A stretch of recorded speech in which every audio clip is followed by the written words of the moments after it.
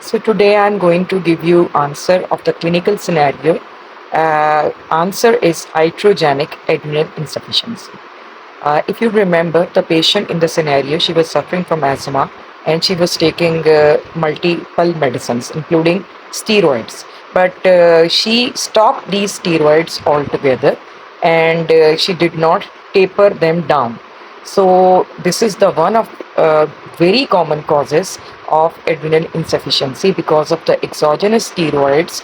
The ACTH is suppressed, and when we stop taking these steroids altogether, the ACTH it is not recovered immediately. It takes some time to get recovered. So when there will be no ACTH, the adrenal glands will not produce steroids.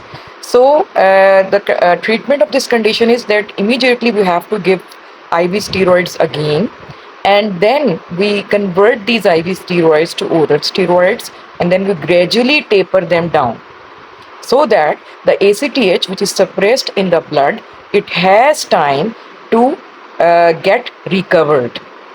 As far as the causes of adrenal insufficiency they are concerned, it can be primary adrenal insufficiency, and the primary adrenal failure it can be because of infection, tuberculosis, HIV, autoimmune causes, hemorrhages in the adrenal gland, and any neoplasia.